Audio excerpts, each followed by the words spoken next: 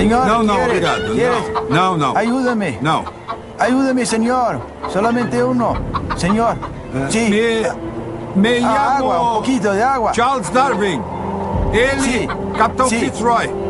Sí. Y soy naturalista. Hay hueso. Hueso. Ossos. Sí. Hueso, sí. Hueso Claro, gigante. claro. Acá. Aqui, Sí.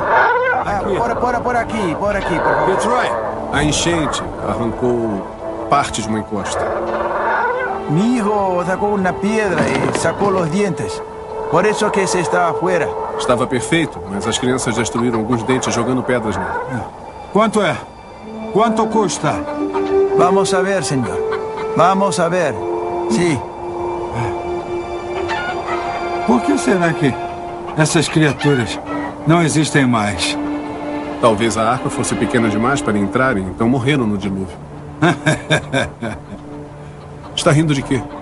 De nada. Nada. É de mim ou da Bíblia? Nenhum dos dois. Que tipo de clérigo seria, Sr. Darwin? Péssimo. Péssimo.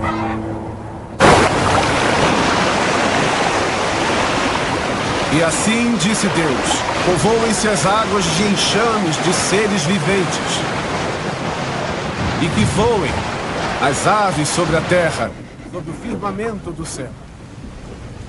Deus criou, pois, os grandes animais marinhos e todos os seres viventes que rastejam, os quais povoavam O que está fazendo? as águas segundo as suas espécies. O que faz esta beleza no local onde ninguém pode ver? Segundo as suas espécies. Não pode ter sido vento. E Deus viu isso.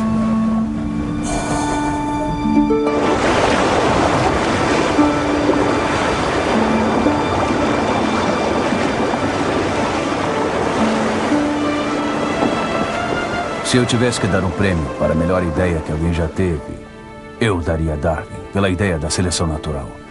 À frente de Newton, à frente de Einstein, porque a ideia dele unifica os dois aspectos mais diferentes do nosso universo. O mundo sem propósito e sem sentido da matéria em movimento, por um lado, e o mundo com sentido e propósito do design, por outro. Ele sabia que o que estava propondo era uma ideia verdadeiramente revolucionária.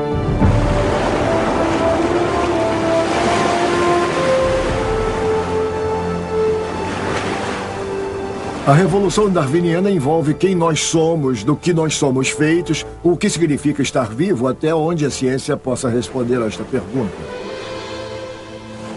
Assim, de muitas maneiras, foi a mais profunda e perturbadora de todas as descobertas que a ciência fez até hoje. No tempo de Darwin, a ideia da evolução foi considerada altamente fora dos padrões, porque ia contra toda a história natural na Grã-Bretanha. Ela colocava em risco a posição da ciência, colocava em risco a posição de uma sociedade estável, a Bíblia e a Igreja também. Darwin guardou suas ideias durante muitos anos e sofreu com a questão. Se vazasse a informação de que ele estava fazendo algo que contrariava fortemente a ciência convencional, aquilo arruinaria sua carreira e sua reputação. Ele era um homem respeitado, com uma teoria perigosa.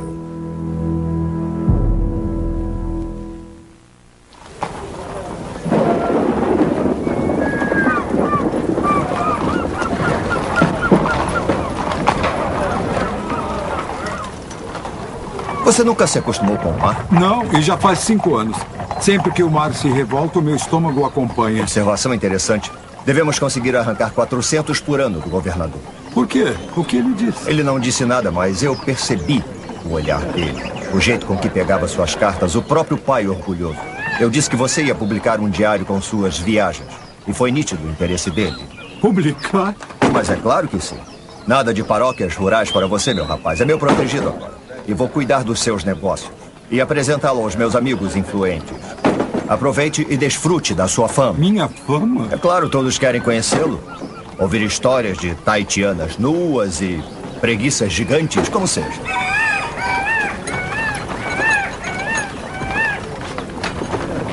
Capitão Fitzroy, este é meu irmão, Erasmus. Sr. Darwin? Capitão? Meu Deus, como um homem junta tanto lixo em 5 anos. Eu não sei como não afundou o navio, Charles. O senhor tem o mesmo nome de seu avô? E de um tio. Infelizmente se afogou no rio Darren. É um livre pensador como ele? Eu sou mais livre bebedor, na verdade.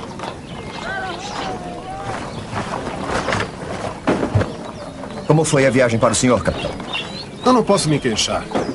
Não? 40 imagens da costa conforme vista do mar, 80 plantas de portos e 82 mapas litorâneos. Tudo para o departamento hidrográfico do Almirantado. Bravo. Os jantares no barco deviam ser agradáveis. Tome, das Ilhas Galápagos.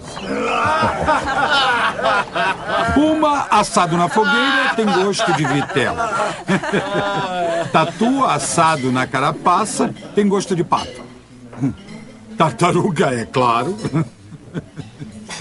Algumas pesam 200 quilos. Medi uma que tinha 240 centímetros de diâmetro. Se ela precisar de um terno, teremos que levá-la ao alfaiate do pai. O que mais? Lhamas, avestruzes. As pessoas querem saber como alguns animais foram extintos. Agora temos a resposta. Comidos por Darwin. Está parecendo até que vai para a forca. Dignidade. Postura. Sorrisos. Lembre-se, as atenções estão em você. O julgamento começou. Senhor presidente, milord, senhoras e senhores... Não. Comece impressionando. Homens de Atenas. O quê? Amigos, romanos, compatriotas, esse tipo de coisa. Não consigo fazer isso. Consegue-se. Não pode se esquecer que os principais geólogos desta terra estarão lá para contestar você. Meu Deus. Agora leia um trecho interessante. Não tem nenhum. O terremoto. Fique parado. E não balance os braços desta maneira. Largue a gravata. Não olhe de lado. E fale bem alto. O terremoto se estendeu por 640 quilômetros ao longo da costa, acompanhado pela erupção simultânea de uma série de vulcões. Nós encontramos leitos frescos de mexilhões jazendo acima da maré alta. Todos os mariscos mortos. A terra se elevou 2,5 metros. As montanhas devem ser o produto de milhares e milhares de tais elevações que ocorreram repetidamente pela história. Até no pico dos Andes encontramos vestígios marinhos. Conchas fósseis de criaturas que outrora rastejavam no fundo do mar, elevadas a 4.200 metros acima de seu nível. Tempo. Lapso de tempos inimagináveis. São a chave disto. Bravo! Bravo! Bravo! Eu quero apresentá-lo. Veja. Obrigado, muito obrigado. Aí está ele. Parabéns, um trabalho muito interessante. Obrigado. Onde deixou seus espécimes fósseis? Eu deixei no Museu Britânico. Ficará satisfeito em deixá-los mofar em algum porão empoeirado de Bloomsbury? Não, de modo algum. Então deixe-me examiná-los para você. Entraremos em contato. Obrigado. Seu jeito atrevido. Quem ele acha que é? Ele acha que é Richard Owen, o anatomista mais E brilhante você, o irmãozinho de Erasmus Darwin. Darwin do Beagle Darwin. Mande enquanto pode. Eu não quero mandar. Mentiroso. Sociedade de Zoologia de Londres.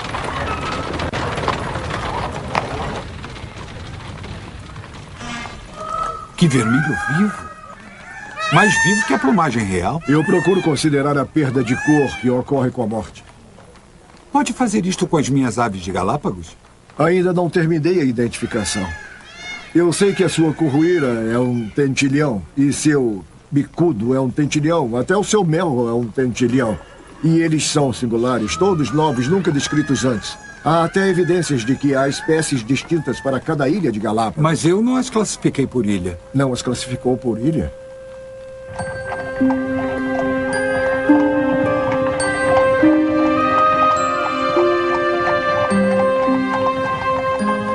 Para que as quer? Eu já disse, eu não classifiquei as minhas por ilha. Não, eu pergunto, por que as aves que coletei passaram a lhe interessar de repente? O vice-governador das Galápagos me disse que é capaz de identificar a qual ilha uma tartaruga pertence através do casco. Sim, pequenas variações são possíveis de ilha para ilha. Adaptações climáticas, etc. Sim, mas todas as ilhas têm o mesmo clima. Meu especialista, John Gould, me disse que encontrou espécies diferentes de tentilhões. E se os tentilhões foram levados pelo vento da América do Sul para as Galápagos? E aí começaram a mudar, se adaptar até, e se tornar mais diferentes de seus ancestrais geração após geração. Primeiro foram as variedades, depois as novas espécies. E cada nova espécie ficou presa em sua própria ilha. O que está falando? Os tentilhões foram levados para as Galápagos. Deus os pôs lá. Mas isso não faz sentido. Por que Deus poria aves diferentes em ilhas praticamente idênticas? Eu não faço ideia. Isso não é uma pergunta que exija uma resposta. Todas as espécies foram criadas pelo Senhor Deus. São formas perfeitas e assim tem sido desde o dia da criação. É uma lei divina, a vontade de Deus. Eu vou mandar as minhas aves para o seu especialista. Obrigado. É a Deus que deve agradecer.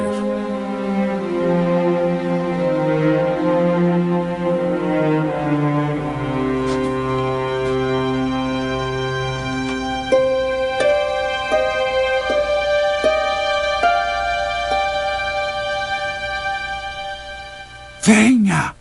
Esta noite, e só esta noite, senhoras e senhores, uma visita guiada ao cemitério Charles Darwin. Pelo amor de Deus, ande logo. Tá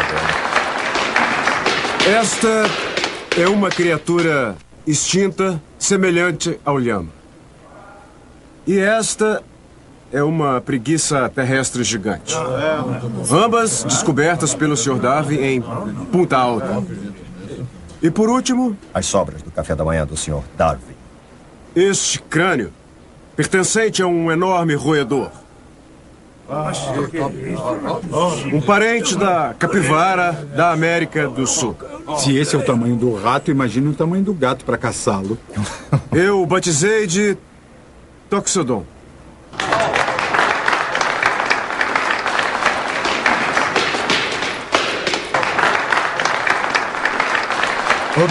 Obrigado, professor Rowan, por identificar e descrever a extraordinária coleção de fósseis descobertas pelo Sr. Darwin em sua viagem à América do Sul. Permitimos que os planetas e o Sol sejam regidos por leis naturais, mas queremos que o menor inseto seja criado por um ato especial de Deus. A criação da vida tem que ser explicada da mesma forma que a geologia, através de causas naturais, simples e regulares.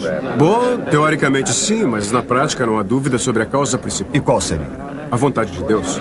Os homens da ciência não deveriam ser livres para investigar toda e cada forma pela qual uma nova espécie passe a existir? Se isso representa acusações insanas sobre a ancestralidade do homem, a resposta é não. Destruir o status quo do homem é abrir as portas para a anarquia. É o mesmo que atirar mosquetes para a turma. Gente como Owen acha que se não fosse a igreja da Inglaterra, os pepinos não cresceriam. Se o globo sofreu profundas mudanças em sua história, geologicamente, então é claro que todos os seres vivos devem ter mudado com elas. Se adaptaram às novas condições. Do contrário, teriam morrido. Pelo visto, alguns morreram. Sim, mas a existência contínua da vida na Terra só pode ser explicada pelo pressuposto de que uma criatura como esta foi substituída pelo tatu dos dias de hoje. Tem que haver uma lei segundo a qual novas espécies surjam no lugar das extintas. Ah, esse, meu rapaz, é o mistério dos mistérios. Aquele que conseguir solucionar este enigma levará todos os prêmios científicos.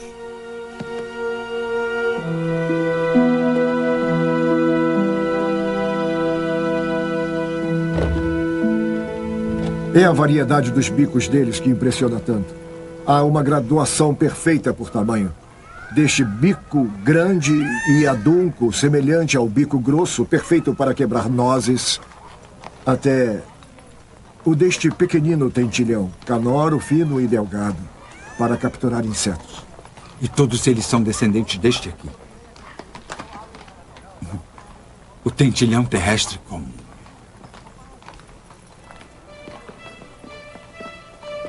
Eu comecei a preparar algumas pranchas coloridas. Eu não tenho nem palavras. Raz! Raz! Raz! Acorde. Que horas são? Hora do almoço. Então vá embora e volte na hora do chá. As Ilhas Galápagos são quase idênticas, a mesma geologia, o mesmo clima. Eu fico feliz em saber. Agora vá embora. Por que diferentes tentilhões habitariam em ilhas idênticas? Raz! Pequenas mudanças, ao longo de séculos, podem erguer cadeias de montanhas e afundar continentes. Se as montanhas podem se mover e os rios podem se mover, por que não os animais? Tentilhões, tartarugas, iguanas. Se você rastrear os animais pela superfície da Terra ou buscar suas origens através dos tempos, vai se deparar com esta mesma realidade. Que é? Novos seres podem surgir na Terra.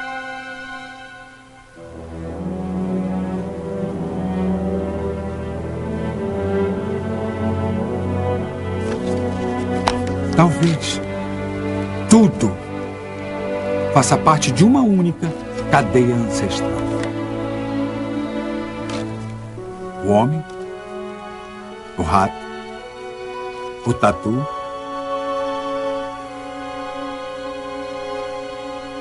não. É bobagem pensar nos animais ou no homem como se estivessem em degraus. Falar que um animal é superior ao outro. Não. Não. Eu acho que é igual a uma árvore. A árvore da vida. Cada nova espécie surge desta árvore como um broto. Esses brotos se ramificam e se dividem por sua vez e assim por diante. Alguns ramos morrem, outros continuam se desenvolvendo. O tronco. O tronco é o ancestral comum. A matéria. A matéria de onde todos os animais e plantas brotaram. Embalada por mornos raios de sol em cavernas primitivas, a vida orgânica começou sob as ondas. Assim, sem paz por nascimento espontâneo, apareciam os primeiros traços de uma terra animada. Zoonomia do vovô.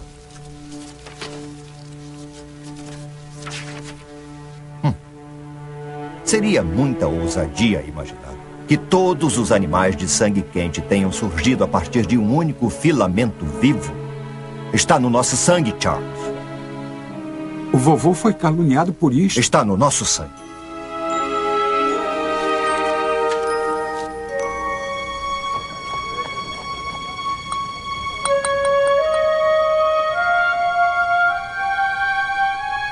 O que Charles Darwin vislumbrou há mais de 150 anos se tornou a base da biologia. Todas as formas de vida na Terra evoluíram a partir de uma única árvore da vida cheia de ramificações.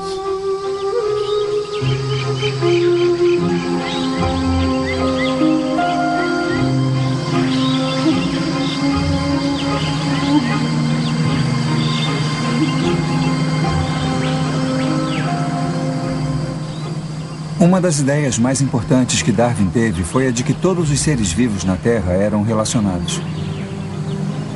Como você pode entender que faz parte desta única árvore da vida e não ser fundamentalmente tocado por isso?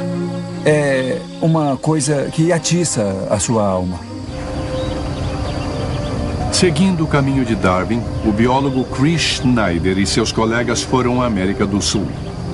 a uma região remota do Equador, próxima da base da Cordilheira dos Andes. A floresta tropical é o lar do maior número de espécies animais da Terra. Darwin ficou maravilhado com sua infinita variedade de vida. Ele escreveu que se sentia como um cego que passava a enxergar e que o som da floresta tropical era semelhante ao de uma grande catedral ao Williamson.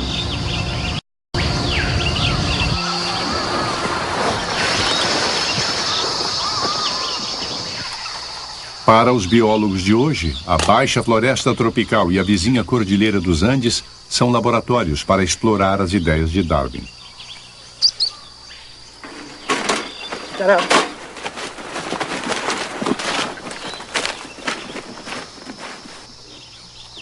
No decorrer dos próximos dias, a equipe de Schneider irá procurar ratos, sapos, morcegos, aves e lagartos durante o dia e a noite.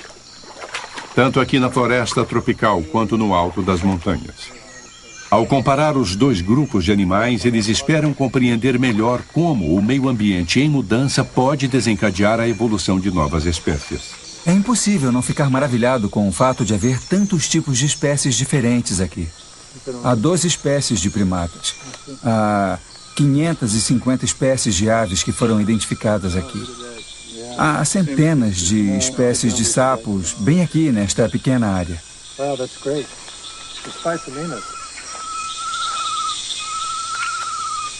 Por que existe tamanha diversidade aqui?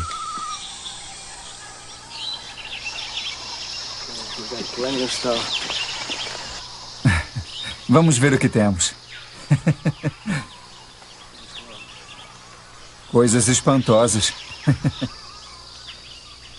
O ornitólogo Tom Smith quer comparar o tamanho dos bicos das aves da floresta tropical com os que ele espera encontrar nas montanhas. Qualquer diferença mínima pode dar pistas sobre como e por que novas espécies surgem.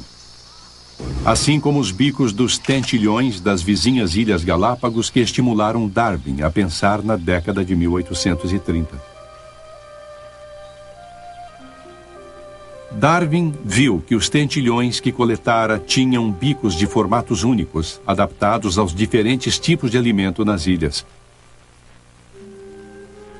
Ele imaginou que aquelas diferentes espécies de tentilhões eram todas descendentes com modificações de uma população ancestral comum que havia saído do continente. A grande sacada de Darwin foi aplicar esta visão a toda forma de vida. Ver que a grande variedade de vida na Terra, leopardos e líquens, peixinhos e baleias, flores e platelmintos, símios e seres humanos, todos descendem de uma raiz, um ancestral comum. Foi de fato outra de suas respostas radicais, não só dizer que a evolução aconteceu, mas que havia uma raiz de ancestralidade comum a tudo que viveu neste planeta e que nos inclui. Poderíamos interpretar de outras maneiras, como costumo dizer, mais simpáticas. Poderíamos pensar, bem, Deus criou várias linhagens independentes e todas elas seguiram em direções pré-ordenadas conforme o entendimento dele de como um mundo uniforme e harmonioso deveria ser. E Darwin diz, não, isso não existe. Tudo descende com modificações de um único ancestral comum. A chave do pensamento de Darwin em todas as esferas é que, com tempo suficiente e inúmeros pequenos eventos, qualquer coisa pode acontecer, segundo as leis da natureza. Então, seja a elevação de montanhas ou a evolução de novas espécies, todas essas coisas acontecem com o tempo e as mudanças.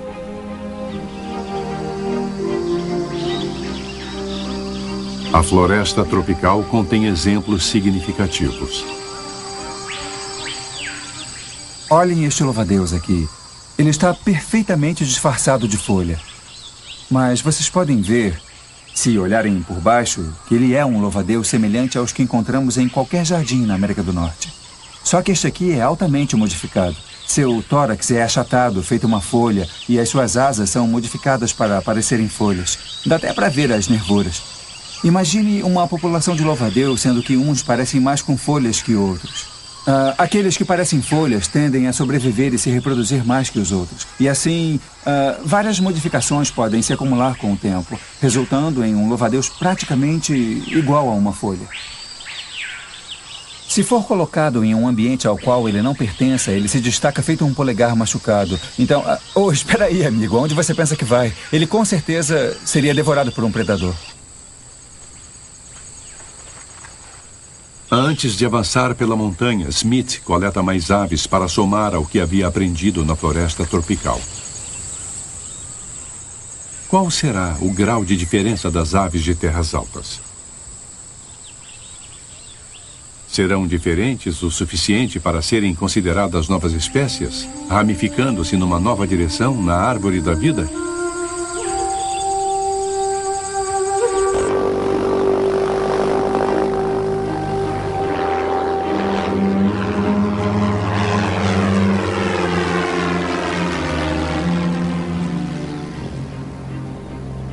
Quando os Andes foram erguidos, isto gerou uma variedade completa de novos habitats.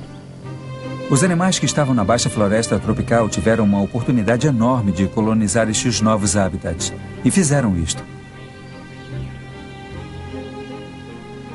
A verdadeira questão é se a adaptação a estes novos ambientes pode levar à formação de novas espécies. Em menos de 1 hora de avião, Schneider e Smith vão das abafadas terras baixas para os picos dos Andes castigados pelos ventos. As populações animais fizeram a mesma jornada, mas aos poucos, no decorrer de muitas gerações. E com a mudança de meio ambiente, da floresta tropical às altas e frescas pastagens, populações animais foram forçadas a se adaptar. Estas pastagens ficam praticamente 3 quilômetros acima do nível do mar. As estações não se diferenciam aqui, sendo tão perto do Equador. Mas dizem que o inverno chega toda noite. As temperaturas costumam cair abaixo de zero. Animais não tão bem adaptados não sobreviverão.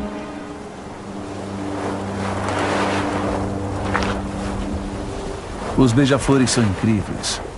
Acontece que eles podem baixar a temperatura do corpo 50 graus e entrar em estado de hibernação para suportar as noites frias daqui.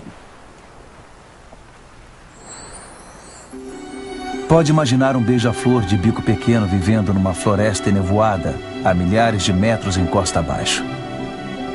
E se estes indivíduos quisessem expandir sua área até este habitat, onde as flores são mais compridas, poderíamos esperar que os indivíduos com bicos levemente maiores sobrevivessem melhor. E na verdade há muitos exemplos entre os beija-flores, onde notamos que pequenas diferenças no comprimento de bico fazem uma diferença importante na forma da ave extrair o néctar e na sua boa sobrevivência. Vemos que mudanças no meio ambiente podem ser muito importantes na mudança das características destes animais, na medida em que se deslocam entre ambientes. E acreditamos piamente que, em muitos casos, isto pode ser muito importante na progressão para uma nova espécie. A partir de uma espécie de ave, o ancestral comum, os beija-flores com bicos de diferentes comprimentos evoluíram no decorrer de muitas gerações. E quando estas populações mudam tanto a ponto de não poderem mais se reproduzir entre si, são consideradas espécies separadas na árvore da vida.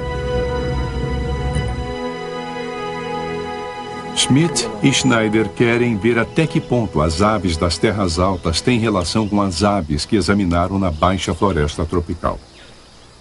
Eles comparam cor, comprimento de bico, envergadura de asa, assim como Darwin teria feito. Mas tem outra arma com a qual Darwin nunca sonhou: o DNA. Darwin tinha convicção de que os traços eram passados de geração em geração, só não sabia como.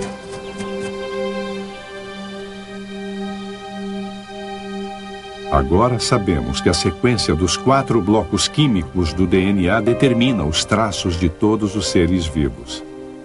Cada geração transmite esse texto de AS, TES, CES e GES para sua prole. Mas erros ocasionais na cópia, as mutações, podem resultar em novos traços. Ao comparar o DNA, podemos determinar quem é mais próximo de quem, podemos determinar quando tiveram um ancestral comum e quando divergiram desse ancestral. A análise laboratorial revela que o DNA do beija-flor da floresta tropical difere pouca coisa do DNA dos beija-flores das terras altas.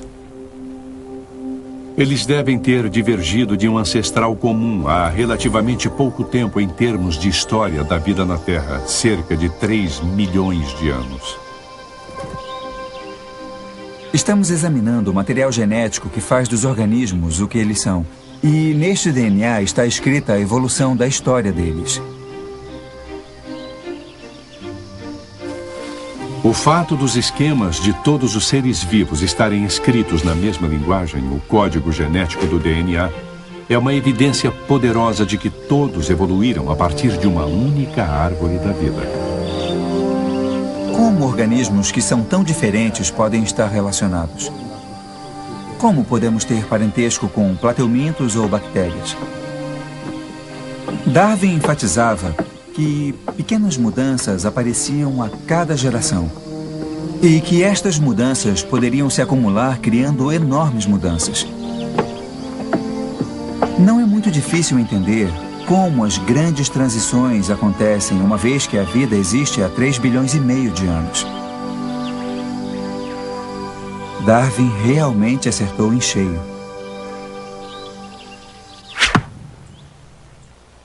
Bravo! Venha comigo, Squib. Oh, Toma. isso. Emma, você é excelente atiradora. Olá, Parker. Senhorita Wedgwood. Já conhecia o meu primo, Sr. Darwin? Senhor? Ele é rápido, hein? O mais rápido do condado. Você mesmo criou? Foi acasalamento com uma fêmea que era bastante veloz. E como se chega a um sujeito feito Squib? Com os mais fracos da ninhada. Ah, mas que absurdo. Squib é tão bom quanto qualquer um desses seus cachorros. Mas é verdade. É com os mais fracos e os monstros que os criadores conseguem gatos sem rabo ou nanicos como o Squib. Eu me recuso a ouvir essas bobagens. Me leve para casa imediatamente e pare de dizer coisas horríveis. De lobos a galgos, de bulldogs, a sujeitos como o Squib. Em o quê? Poucas centenas de anos? Pelo visto, você não acha que falar sobre cães seja interessante? Eu consigo lembrar de assuntos de conversa mais interessantes. Por exemplo? Os romances da senhorita Austen. E o que ela fala sobre a reprodução seletiva? Nada até onde eu saiba. Bom, é uma grande pena. Por que a natureza não produziria tais diferenças? Estas diferentes raças de cães? E por que faria? Qual seria o objetivo? Sobrevivência? Na natureza, um cãozinho como o Squib, que foi o menor da ninhada dele, morreria. Você quase morreu, não foi? É verdade, mas e quanto àquele com um pouco mais de vigor? Ou uma vantagem em virtude a alguma peculiaridade? Por exemplo? Um filhote. Nascido com uma pelagem mais grossa num clima quente seria uma monstruosidade. Mas num clima frio, isto seria uma boa adaptação. O filhote teria uma vantagem. Te peguei. Charles. Emma... Deixe-me passar. Não, só depois que pagar uma prenda. O que seria? Um beijo. Em mim, em vez de no cão. Pode produzir um cão grande ou pequeno, mas não pode produzir penas num cachorro. Não criar organismos tão miraculosos como o coração e os olhos. Isso só pode ser obra de Deus.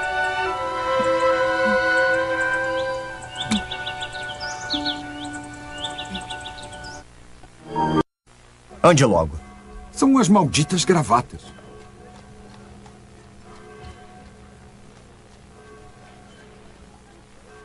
Casar, não casar.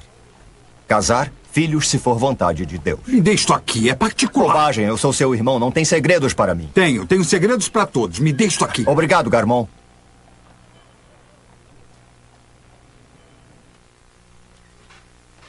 Companheira constante e amiga na velhice. Objeto a ser amado e com quem se divertir. Melhor do que um cachorro, afinal. Seu velho romântico. Bom, é intolerável pensar em passar a vida inteira feito uma abelha sexuada, trabalhando. Isto tudo é resultado de sua visita à prima Emma. Não necessariamente. Você não conhece mais ninguém. Não, a verdade é que sua coleção não estaria completa sem o espécime mais interessante de toda a série de mamíferos vertebrados. E por que não se casou se é um estado tão invejável? Eu sou muito preguiçoso para cuidar de qualquer coisa que exija tanto esforço quanto esposa e família. Mas você nasceu para casar.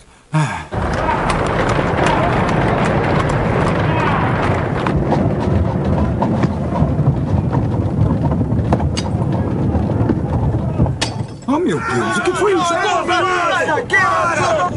Estão nos atacando.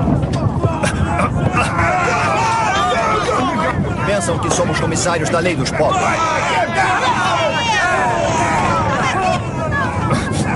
E por que pensariam isto? Basta carregarmos cartolas numa carruagem enquanto eles reviram montes de lixo morrendo de fome. Gente demais. E não há comida suficiente. Graças a Deus que sempre teremos comida em nossos pratos.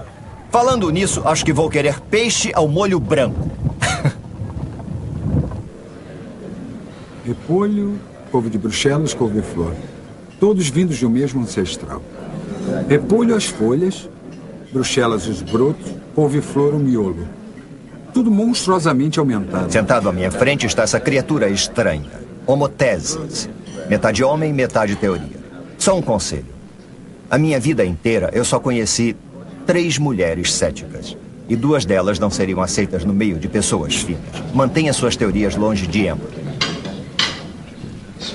Tarde demais. Eu contei ela. Mais ou menos.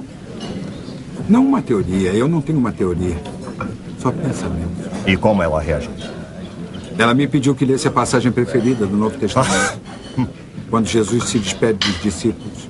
Viu o que eu disse? Eu sou a verdadeira videira e meu pai é o agricultor.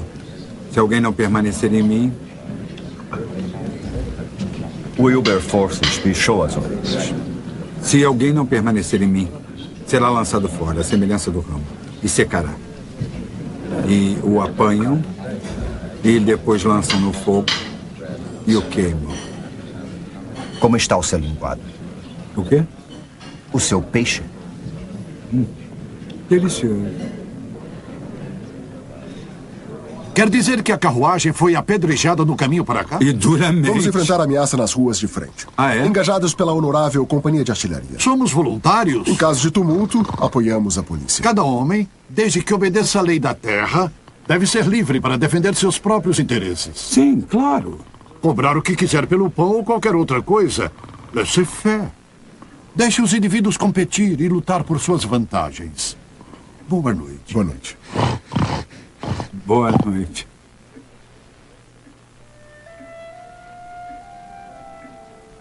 Maltas, população, comércio e agricultura.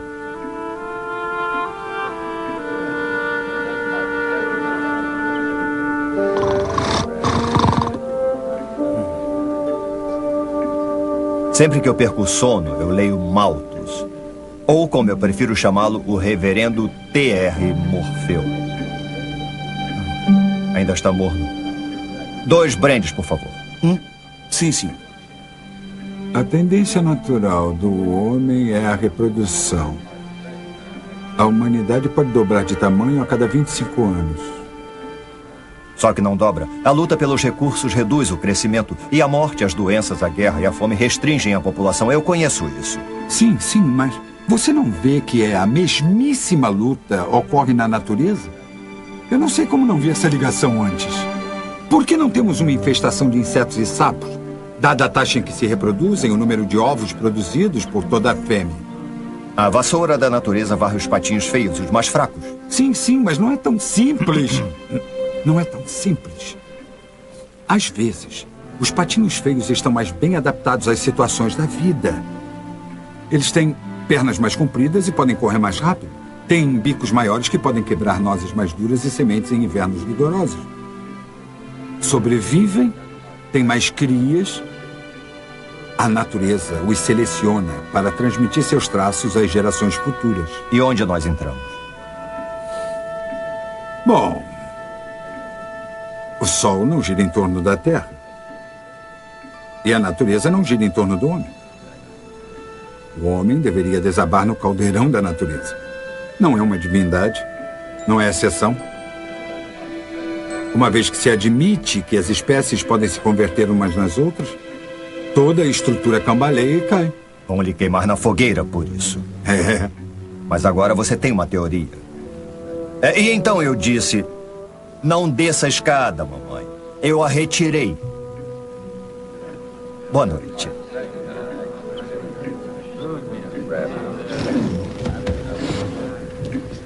A obra de Darwin começa com a observação de que indivíduos diferem uns dos outros.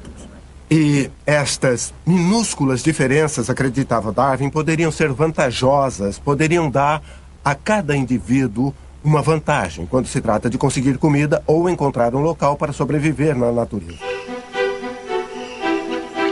Darwin percebeu que, na natureza, organismos individuais competem por recursos limitados. Aqueles com algum tipo de vantagem, na coloração, por exemplo, ou na velocidade, ou na visão, têm maior probabilidade de sobreviver e se reproduzir, passando estas vantagens para os descendentes. Aqueles que são menos aptos não serão bem-sucedidos. Darwin chamou isso de seleção natural, porque as forças da natureza selecionam quais organismos sobreviverão. Os sobreviventes serão aqueles cuja variação os adapta melhor aos ambientes locais em mudança. E aí, como eles passam esses traços aos descendentes, a população muda. É a seleção natural. É somente isto. Não é um princípio de progresso, é só um princípio de adaptação local. Não se produzem melhores criaturas no sentido cósmico. Produzem-se criaturas mais adaptadas às mudanças climáticas dos habitats locais. Só isso.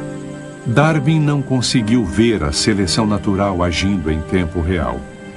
Mas os cientistas de hoje podem fazê-lo, observando a evolução do HIV, o vírus que causa a AIDS.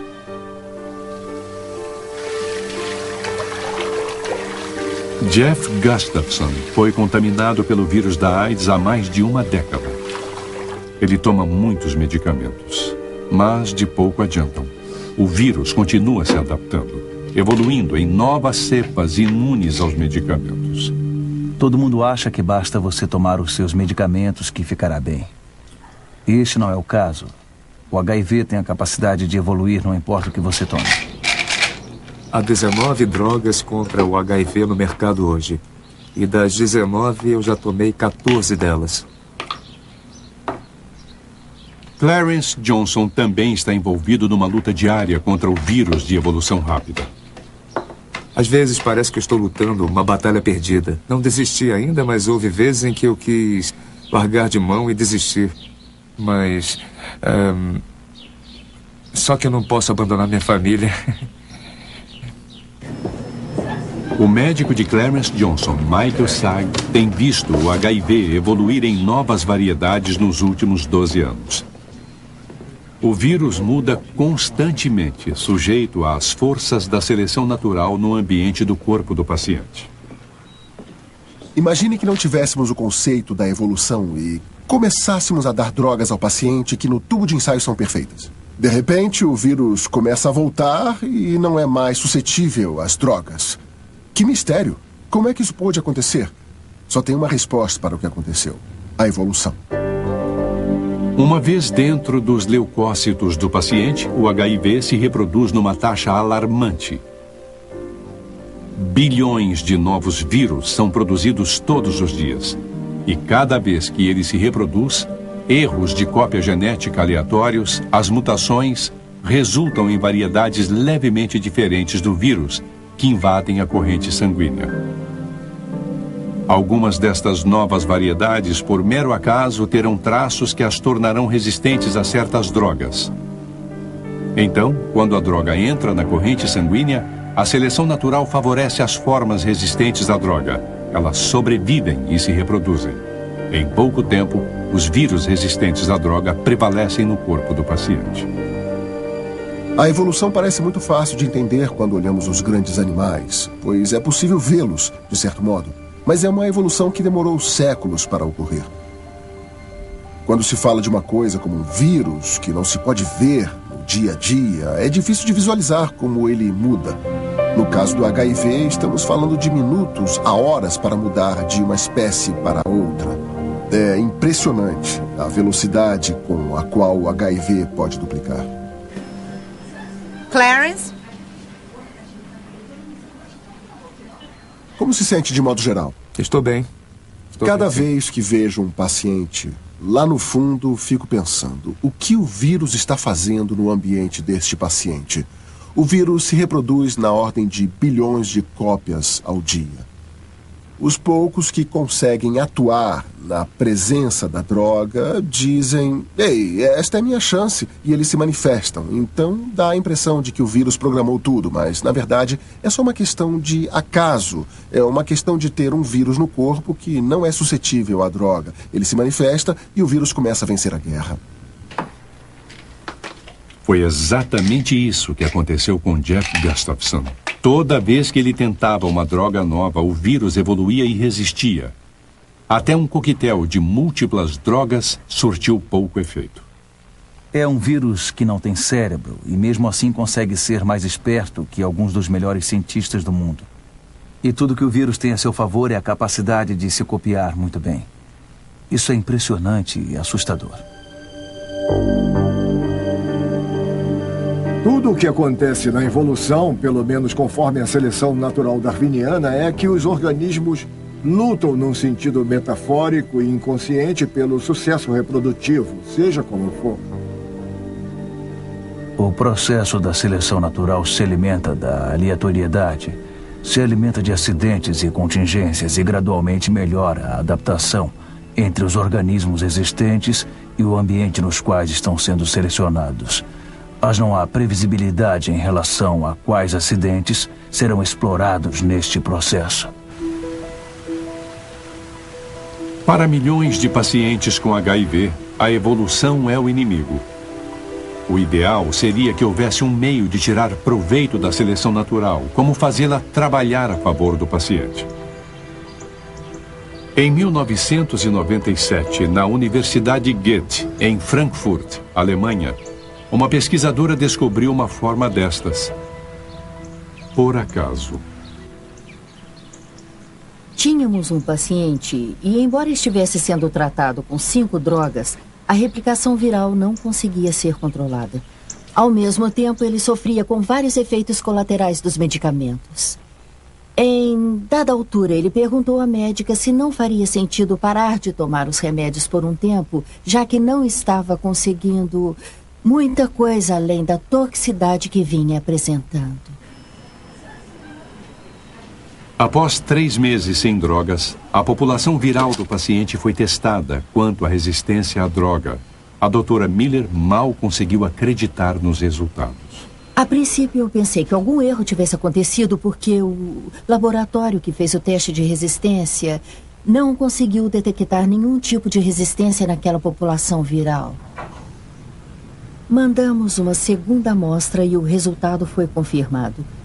Em questão de 3 meses, a população viral mudou completamente.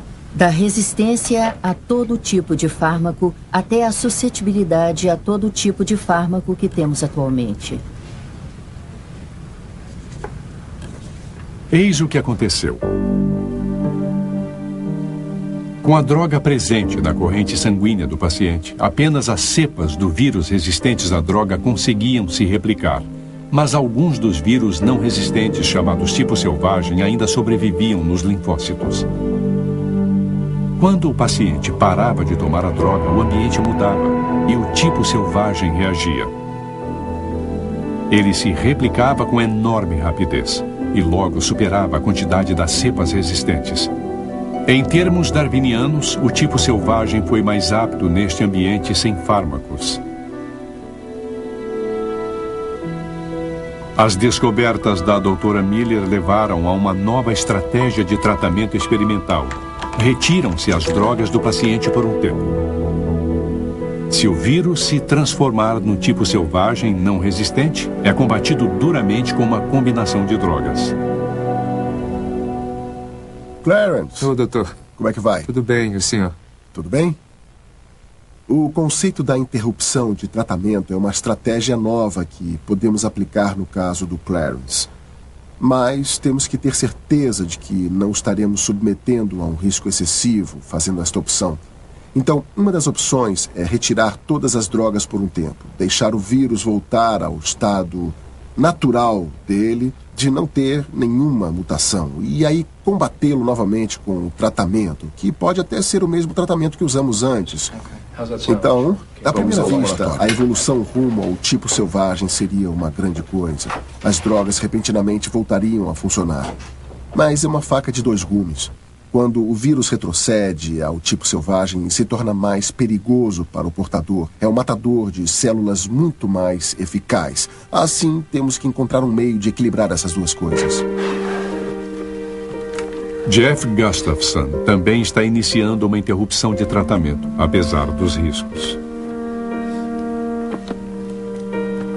Tenho a impressão de que já joguei todas as cartas que tenho na mão com os medicamentos disponíveis. E acho que vale a pena tentar pegar outra carta, ou uma estratégia diferente, e parar de tomar os medicamentos, torcendo que na próxima vez que volte a tomá-los, eles realmente façam efeito. Após 5 semanas sem fármacos, Clarence Johnson desfruta o prazer de estar livre, ainda que temporariamente, dos efeitos debilitantes.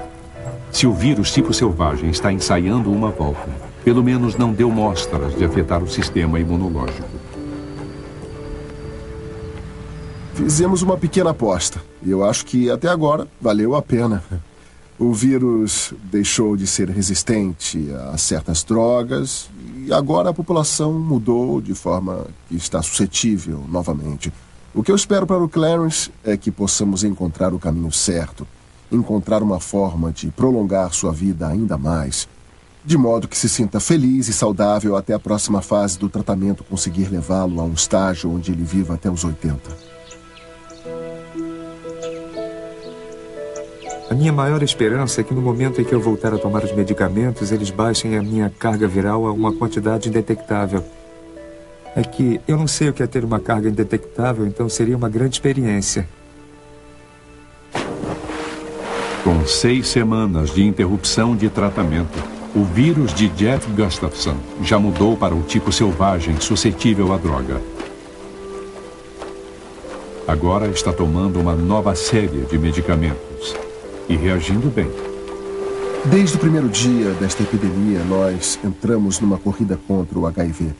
No decorrer da última década, mais ou menos, nós o estamos alcançando. Aprendemos muito sobre ele, inspecionamos o inimigo, aprendemos como ele se replica, aprendemos como ele tenta sobreviver, aprendemos como ele evoluiu e agora estamos pegando esses princípios que aprendemos e aplicando para deter o avanço do vírus nesta corrida.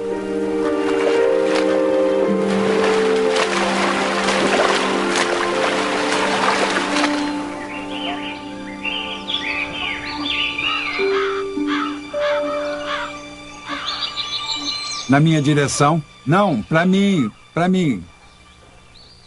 O ângulo tem que ser mais agudo. Agudo. Vamos ver se funciona. E abra. Meu Deus! Mas que surpresa! Achei que fosse surpreendê-lo. Bem-vindo a Down House. Quando o fosso será cavado? quando a ponte levadiça estiver colocada. Está querendo me manter longe? A todos, especialmente você. Raz, que ótima surpresa. Olá, querida, que viagem. Não é tão longe. A natureza abomina uma viagem de 25 quilômetros tanto quanto abomina o vácuo. Olá, Amy. Chá, ele precisa de chá. Oh. 1, 2 e 3 e pode ir. Eu pensei em um novo nome para o vilarejo. Ah, é? Desalentado. Se você falar, vou te encontrar com facilidade. Como está indo o seu trabalho? Enviei um manuscrito para reprodução. Não tenho ideia do que fazer quando ele voltar. Silêncio, todo mundo! Ainda bem que eu não sou cega. Os cegos não podem ver nem o céu e nem as flores. Nem nada, ao propósito. Eu posso pegar qualquer um a hora que eu quiser. Pois então pegue. Lamentamos pelas toupeiras, não é? As toupeiras não precisam enxergar porque vivem embaixo da terra. É por isso que os olhos delas são cada vez menores. Os olhos assim de uma coruja como os olhos de uma coruja ficam cada vez maiores. Eu posso brincar com todo mundo falando o tempo todo. William. Vai lá falar com ele. Vai lá, Brody. William! William, espere por nós! Ela já vai convencê-lo. Ela tem jeitinho. Você está pálido. Meu estômago rejeita comida. Não sou mais forte. Nunca mais vou conseguir nada na ciência. Que bobagem. Você vai para Londres comigo? Não vou, não. Você vai sim. Eu não vou deixar você estagnar aqui enquanto seus rivais fazem progresso. Precisa visitar seu editor. Não entende, Eras. Até quando eu falo sobre a minha teoria com você, parece que estou confessando um crime. Não posso publicar. Pois você vai a Londres comigo, querendo ou não. Nem que seja para lembrar aos seus opositores que você está vivo e atuante. Descanse bastante. Erasmus, ele não deve passar a noite inteira no clube com você. Não, mamãe. É sério, senão ele ficará esgotado no dia seguinte. Sim, mamãe. Não se preocupe. Isto fará bem aí.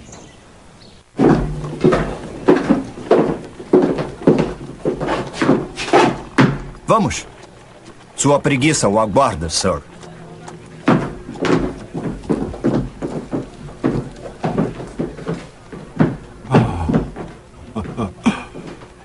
Mas que animal magnífico.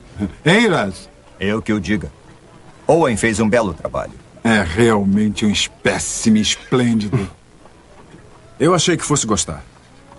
Venham aqui. Ver o que estou fazendo. O chimpanzé é o quadrúmano mais organizado. Cada diferença entre a anatomia dele e a humana é instrutiva.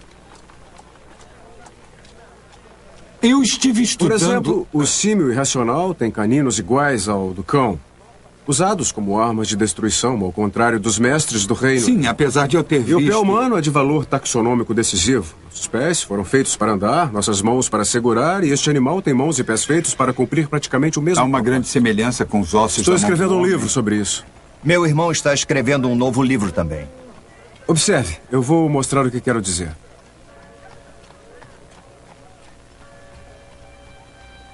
O mesmo padrão. As estruturas ósseas das mãos e pés são praticamente idênticas. A planta, se me permite, que existiu primeiro na mente do Criador. Disso não há a menor dúvida. Quanta bobagem! As semelhanças na estrutura indicam uma e apenas uma coisa. Um ancestral primitivo comum. Parentes de verdade, de carne e osso. Então por que não disse isso? Tem que publicar suas ideias. Nem que seja para marcar sua prioridade. Afinal, o que o impede?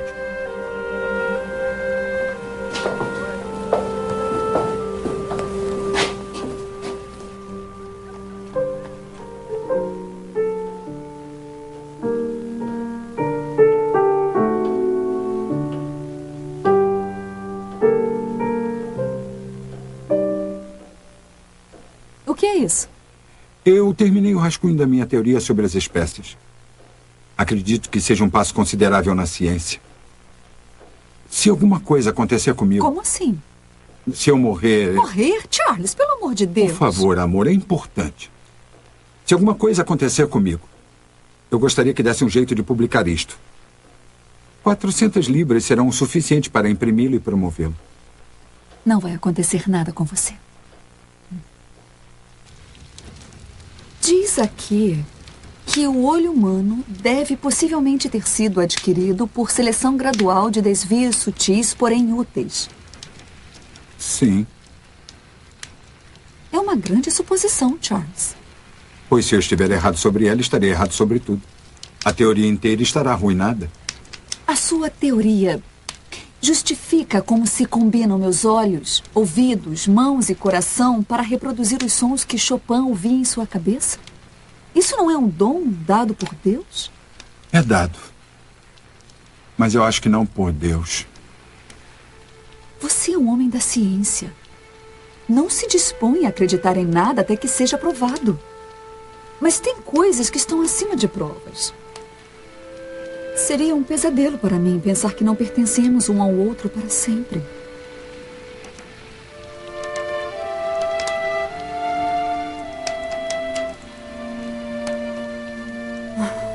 Emma acreditava piamente no plano da salvação cristã. E que aqueles que acreditavam em Jesus e em sua ressurreição dos mortos passariam a eternidade no paraíso. Ela viu que as especulações do marido sobre a origem das espécies e da humanidade poriam em dúvida o plano da salvação cristã. Deus estava perdendo a importância no universo do marido.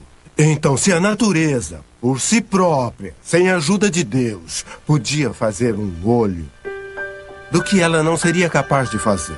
A natureza poderia fazer qualquer coisa, poderia fazer tudo. No tempo de Darwin, a própria existência de um órgão de extrema perfeição como o olho foi aceita por muitos como prova de Deus, como prova do designer. De que outra forma todos os complexos órgãos e subestruturas do olho se combinariam tão certinho para tornar a visão tão possível e tão perfeita? Acontece que o olho não é exatamente perfeito no final das contas. Na verdade, o olho contém profundas imperfeições ópticas. E estas imperfeições são provas, de certo modo, da linhagem evolutiva do olho. Os olhos são imperfeitos porque a evolução não cria coisas da forma que um designer ou artista faz. A seleção natural simplesmente favorece mudanças aleatórias que tornam um organismo mais apto para a sobrevivência. E as imperfeições no design são resultado dos remendos constantes da evolução. Uma destas imperfeições se revelou traumática para a artista Valerie Young. Tínhamos acabado de chegar de uma festa e eu via um monte de luzes piscando dentro do meu olho, especialmente na borda externa do olho direito. E eu pensei, estamos com problemas aqui. E levei um tempo para perceber que aquilo estava vindo de dentro do meu olho. Por sorte, meu marido estava comigo, porque eu não teria sido capaz de dirigir até o hospital. Minha visão estava bastante encoberta. O único meio de descrever é como se fosse uma água viva com um monte de bolinhas que ficava rodando e flutuando na frente dos meus olhos. Valerie sofreu uma ruptura retiniana, um problema que não é raro por conta da forma com que o olho humano evoluiu a partir de pequenas áreas sensíveis à luz no tecido cerebral de nossos ancestrais. No embrião humano, os olhos se desenvolvem a partir de protuberâncias no tubo neural do cérebro, que se apertam para formar cavidades. A camada superior, a retina, que sofreu uma ruptura no olho de Valerie Young, contém células que captam a luz. Ela fica em cima de uma segunda camada, mais escura, que forra o fundo do globo. Mas as duas camadas não estão ligadas entre si. E quando a gelatina que preenche o olho se liquefaz ao envelhecermos, pode ocasionar uma ruptura da retina. A gelatina pode se infiltrar no espaço inferior, levando a um descolamento de retina e, em alguns casos, a cegueira. Quando Valerie Young chegou, os corpos flutuantes foram uma pista imediata de que ela poderia ter uma ruptura na retina. Nós fizemos um bem-sucedido tratamento a laser no consultório aquele dia para selar a ruptura. É como pôr sacos de areia ao redor de alguma coisa, para que a gelatina vítrea dessa forma não entrasse pela abertura, causando assim o descolamento da retina.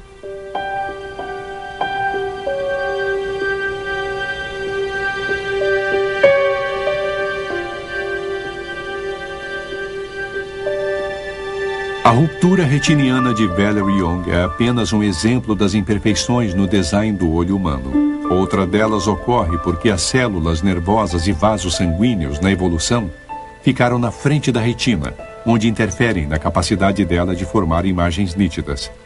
É como tentar tirar uma foto através de um vidro embaçado, e o próprio nervo óptico evoluiu para se conectar ao cérebro através de um orifício na retina.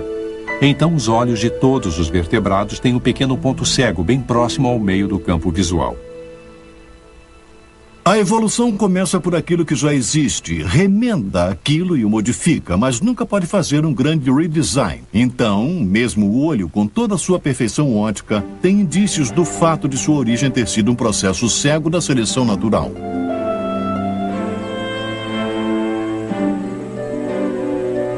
Darwin acreditava que aquilo que ele chamou de órgão de extrema complexidade, como o olho, poderia evoluir a pequenos passos, se tivesse tempo suficiente. Qualquer traço que melhorasse a visão ajudaria na busca de alimento, de um parceiro ou para fugir dos predadores. Logo, é quase certo que a seleção natural favoreceria esses traços.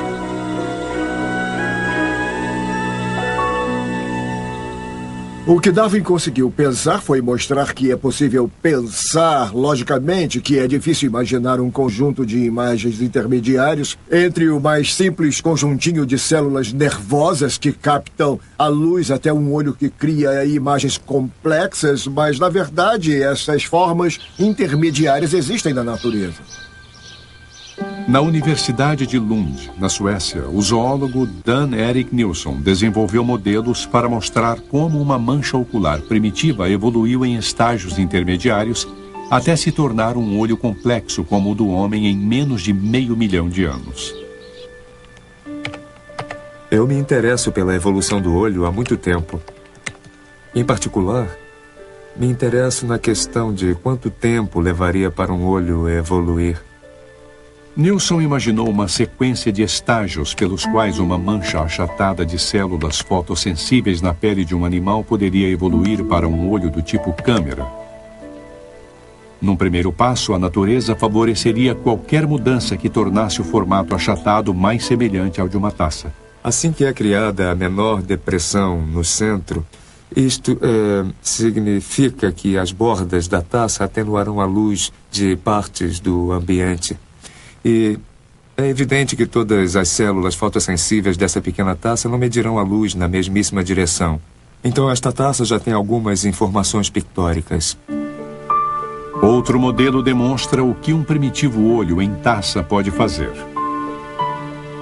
Os crânios luminosos lançam uma imagem em uma tela translúcida que Nilsson instala no fundo da taça para agir como retina. Mas a imagem não tem nada de definida. O olho em taça pouco pode fazer além de detectar movimento. Este tipo de olho pode ser encontrado hoje em dia em plateumintos. Os olhos deles não evoluíram além disso, mas em seu ambiente é tudo de que precisam.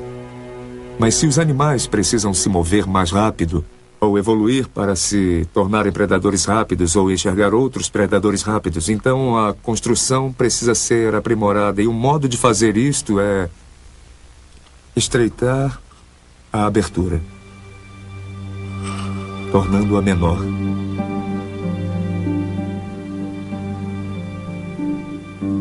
Foi o que aconteceu com criaturas como o náutilo com câmaras. No decorrer de milhares de gerações, a seleção natural favoreceu aqueles com aberturas oculares ligeiramente mais estreitas, que concentravam melhor a luz. E isto funcionou bem, até certo ponto. Já que esta estratégia de criar uma imagem nítida também tem a desvantagem de criar uma imagem muito escura, ela não é muito popular no reino animal. E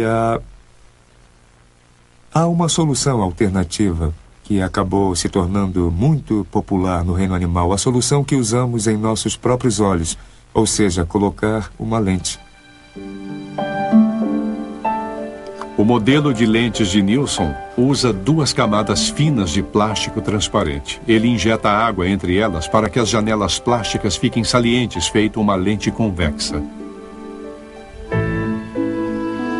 Isso imita o que a seleção natural deve ter feito no decorrer de centenas de milhares de gerações, favorecendo animais com camadas transparentes e arredondadas nos olhos, que concentravam a luz de forma mais nítida na retina. Então podemos partir gradualmente da ausência total de lentes e continuar a injetar mais água,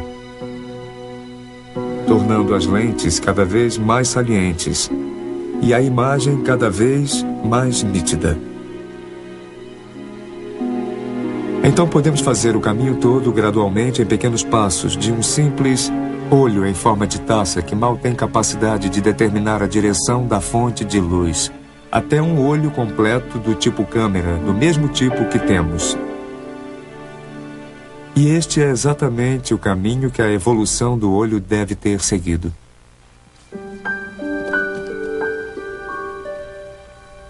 A extrema complexidade do olho deixou Darwin suando frio, como relatou a um amigo.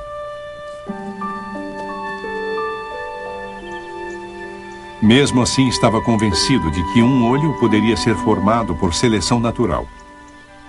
Posteriormente, escreveu que os olhos devem ter evoluído por numerosas gradações de um olho simples e imperfeito até um olho complexo e perfeito, com cada gradação sendo útil ao seu possuidor. A natureza, sem a ajuda de um designer, poderia produzir um órgão de complexidade aparentemente miraculosa.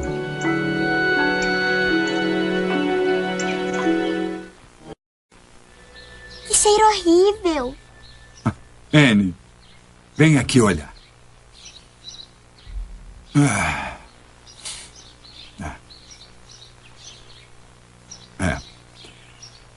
Quando eu comecei a olhar, eu achei que muitas das cracas tinham pequenos parasitas. É um animal ou planta que vive às custas de outro animal ou planta, tirando o alimento dele. Como erva de passarinho numa macieira. Só que não são. Sabe o que eles são? Não. São pequeninos maridos. As fêmeas carregam pequeninos machos com elas, pendurados na barra da saia. Que nem você e mamãe. Que nem eu e mamãe. Acho que esta é a craca mais interessante do mundo inteirinho. Que nome devemos dar a ela? Barnabas. Barney, para encurtar. Barney Yaiko. Os pequenos machos parasitas são rudimentares em um grau que eu duvido que possa ser igualado em todo o reino animal. Eles não têm boca nem estômago, não passam basicamente de minúsculas cabeças em cima de enormes pênis enrolados.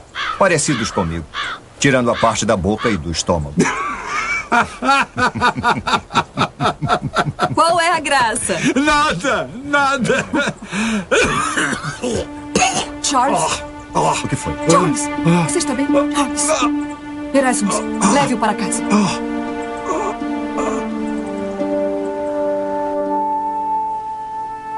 Por que precisa se dedicar tanto a estes horríveis moluscos? Não são horríveis moluscos, são horríveis crustáceos. E eu tenho horríveis pombos e horríveis minhocas também. Estão fornecendo as provas de que preciso para a minha teoria.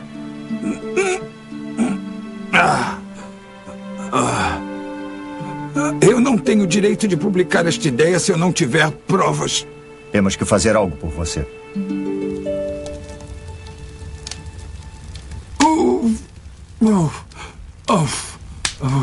O seu problema estomacal tem origem nervosa. Ele é resultado de excessivo esforço mental. Água fria para estimular a circulação e retirar o sangue dos nervos inflamados do estômago. Nada de açúcar, nem sal, nem bacon, nem álcool, nem tabaco. Na verdade, tudo o que é bom é proibido.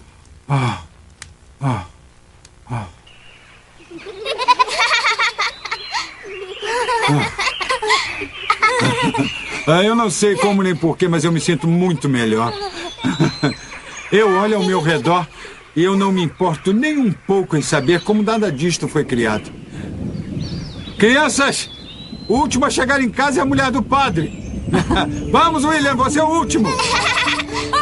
Vamos lá, corram, rápido. Rápido, vamos lá. Boa sorte. Rápido, crianças.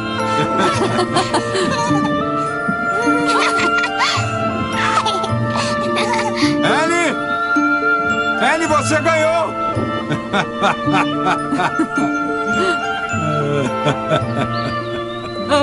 Vem aqui, meu amor. Ah, Ellie, minha filhinha querida. Vamos entrar. Vamos, querida. Ah.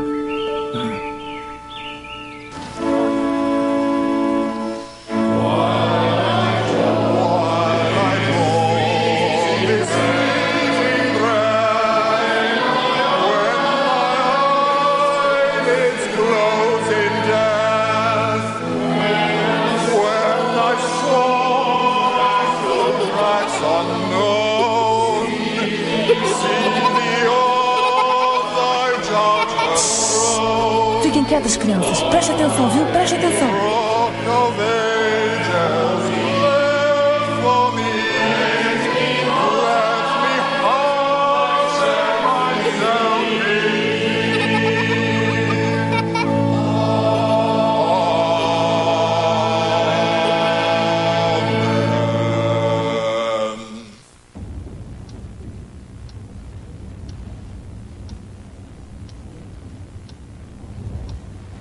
Papai, a Anne acordou.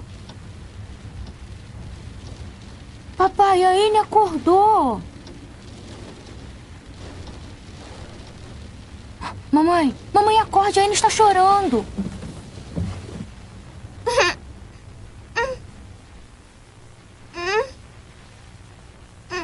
Qual é o problema? O que foi? Sua cabeça dói? Não está com febre. Está doendo aqui?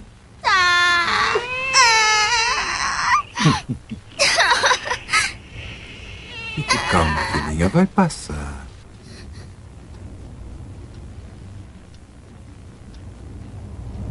O doutor já está vindo. Vai se vestir, eu fico com ela. E se ela herdou a minha má digestão, Emma? Ela vai ficar bem.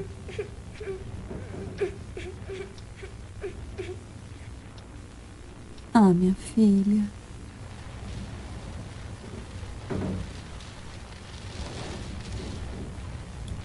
O que ele disse? É o estômago dela, mas ele não faz ideia do problema. Talvez eu deva levá-la para ver o Dr. Gully. Ele me curou. Logo, logo você volta. O papai vai cuidar de você. E logo teremos um novo bebê e eu vou precisar da sua ajuda. Se despeça da Etty agora.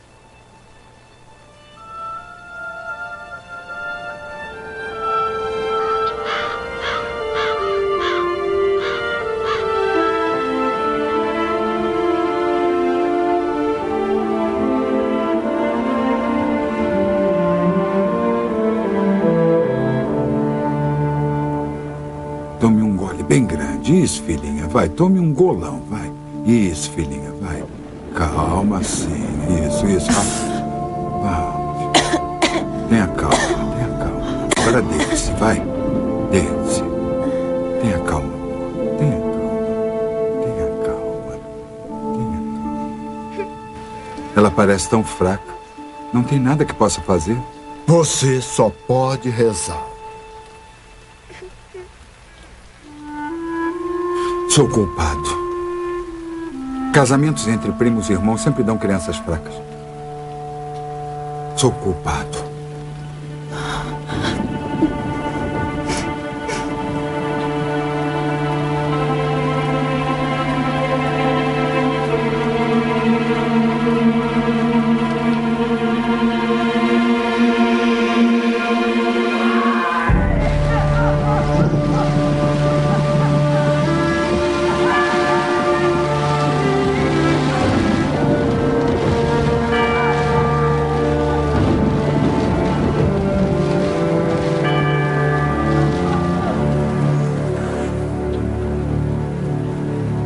Eu declarei a causa da morte como febre biliar com características tifoides.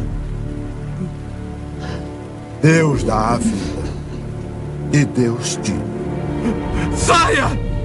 Saia, por favor, não!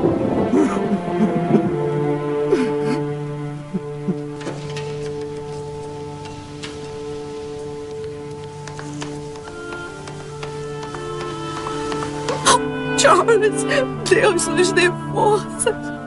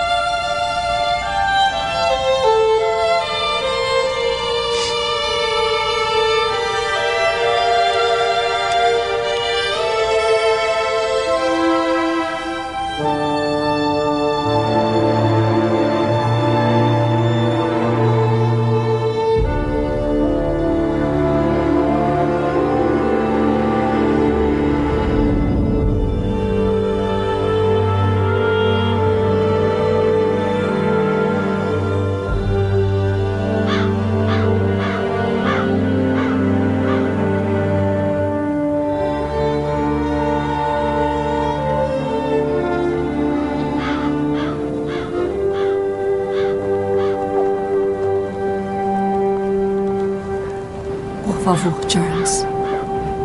Por favor. Vamos, crianças.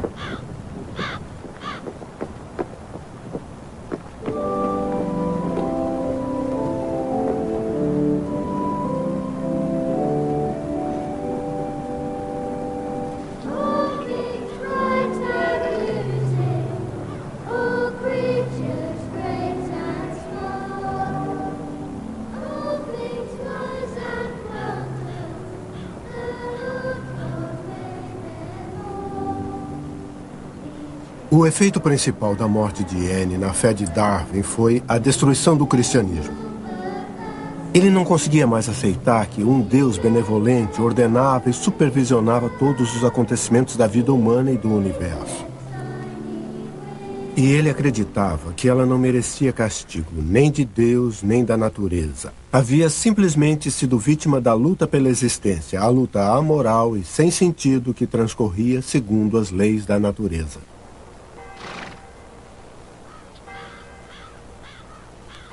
Certamente Darwin não achou que a evolução se pronunciasse contra ou a favor da improvável existência de Deus ou uma forma de Deus. Ele não desejava depreciar a convicção religiosa de ninguém. Ele enxergava isso como um assunto pessoal e nunca mais conseguiu manter a fé convencional depois da tragédia de sua vida.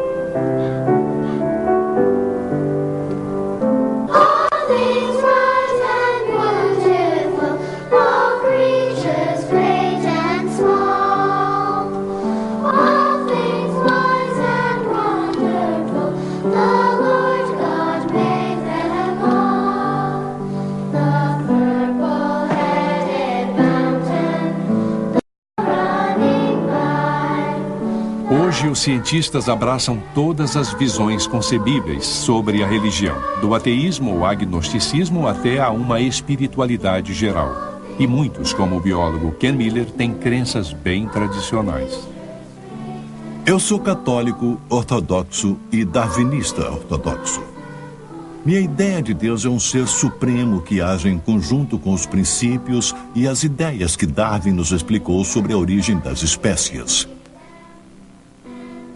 Meus alunos sempre me perguntam, você diz que acredita em Deus, bem, que tipo de Deus? O Deus sofisticado da nova era, o Deus do poder da pirâmide? Você acha, como alguns cientistas acham, que Deus é a soma total das leis da física? E eu descartei tudo isto e disse que minha crença religiosa é totalmente convencional. Our Father, who art in heaven, hallowed be thy name. Thy kingdom come. Os alunos costumam ficar surpresos ao ouvir alguém dizer que este tipo de crença religiosa super tradicional e convencional pode ser compatível com a evolução. Mas é. Eu acho isto de uma coerência maravilhosa com o que eu entendo sobre o universo da ciência e o que eu entendo sobre o universo da fé. Seu programa de entrevistas matinal com o apresentador, eu, no News Talk 99, 990 MHz e 99.1 FM, direto de Knoxville. São 6 horas e 12 minutos. Tenho o prazer de receber ao vivo esta manhã o Dr. Kenneth Miller, professor de Biologia da Universidade de Brown. Ele é autor do livro Finding Darwin's God, A Scientist's Search for Common Ground Between God and Evolution, e está na cidade essa noite. Vou lhe perguntar uma coisa. Como biólogo celular, quando, na sua experiência, seja estudando alguma coisa, lendo alguma coisa ou fazendo alguma pesquisa, quando se chega ao ponto em que diz: isto é Deus? Como cientista experimental, eu não encontro Deus na insuficiência da ciência para explicar as coisas. Em outras palavras, eu não encontro Deus na ignorância, não encontro Deus porque dizemos isto não dá para explicar. Deve ser alguma coisa que Deus faz. Isso é impressionante. Mas o que Deus fez? Ele criou algum tipo de caldo primordial e disse: vai? Há muito tempo, as pessoas eram suficientemente ignorantes a respeito do jeito como as coisas funcionavam no mundo natural. Quando viam o sol se mover, imaginavam que Deus tinha que empurrar o sol pelo céu. E aos poucos, começamos a entender que o mundo funciona segundo as leis da física. A ciência investigou estas leis. Que espaço existe hoje para Deus na nossa vida cotidiana? Bem, eu acho que se perguntar aos fiéis como Deus age, vão lhe responder que ele age de várias formas. Ele responde às nossas orações, nos inspira, sem dúvida, acontecimentos que fazem parte do que algumas pessoas podem chamar de plano de Deus. E o que eu sugiro é que procure examinar a história da Terra. Se Deus trabalha hoje em conjunto com as leis da natureza, com as leis da física e daí por diante, provavelmente trabalhou com elas no passado. E, de certo modo, ele é o cara que inventou as regras do jogo e consegue agir segundo estas regras. Para Miller e milhões de fiéis das principais religiões, os conceitos de Deus e evolução são totalmente compatíveis. Mas nem todos concordam. Quando substituímos a ideia tradicional de Deus, ou Criador, pela ideia do processo da seleção natural fazendo a criação é tão maravilhosa como sempre foi. Todo o trabalho de design teve de ser feito. Não foi feito por um indivíduo, foi feito por este enorme processo no decorrer de bilhões de anos. Deus criou o homem à sua imagem. E à imagem de Deus, o homem foi criado. Ele criou homens e mulheres. E viu no lugar das pessoas pensarem que a coisa vinha do alto e era ordenada de cima para baixo, agora temos Darwin dizendo: não, todo este design pode acontecer, todo este propósito pode surgir de baixo para cima sem nenhuma direção. E este é um pensamento muito perturbador para muita gente. No tempo de Darwin, a ciência, a política e a religião estavam na mesma panela quando se falava sobre as origens da vida e das espécies. A astronomia convivia muito bem porque ela comprovava a sabedoria e o poder de Deus e mantinha os planetas no lugar. Mas a ideia de evolução ou transmutação, diziam as pessoas rosnando, coloca em risco toda a ordem social estabelecida. O que tem no tal grande livro dele, na sua opinião? Transmutação. Outro Darwin, excluindo Deus da criação. Queremos aprovar o seu projeto de um museu de história natural. Algumas pessoas o veem como precipitado, extravagante e pomposo. Se é grande, é porque deve abrigar as exposições mais amplas possíveis. Mas precisamos da sua ajuda em troca. Cabe a você, como principal anatomista e paleontólogo do país, provar a superioridade do homem. Não vamos tolerar rufiões enaltecendo a origem simiesca do homem nos museus de Sua Majestade. Pode confiar em mim, Bispo Wilberforce.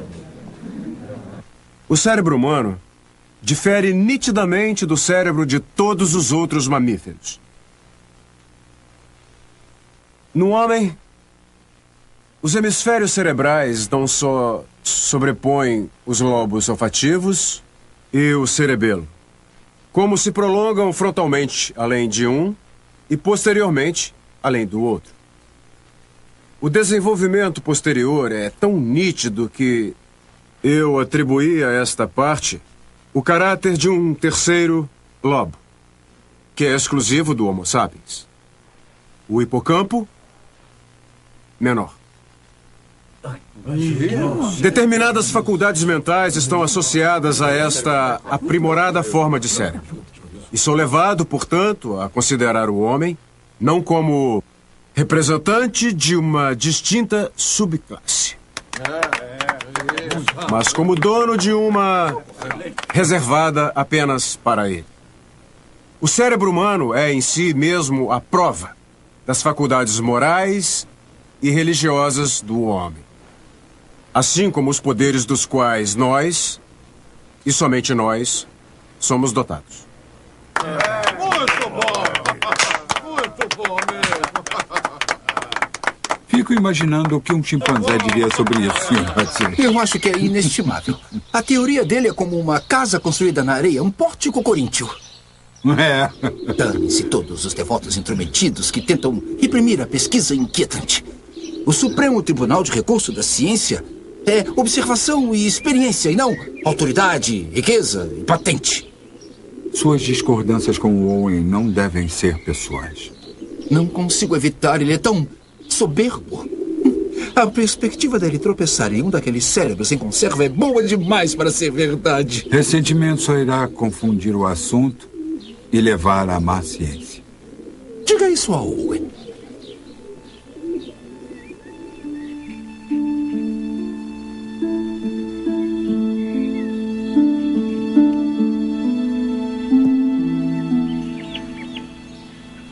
Huxley disse em público o que você pensa em particular. Charles, você já demorou tempo demais. Recolheu cracas o bastante para afundar o navio de alto bordo. Enquanto isso, estão lhe roubando a cena. Isto não é importante. Meu livro aqui é. Quando meu trabalho estiver acabado. Ele falará sobre o homem? Não, está muito cercado de preconceitos. Bem, estando ou não, você deve publicá-lo.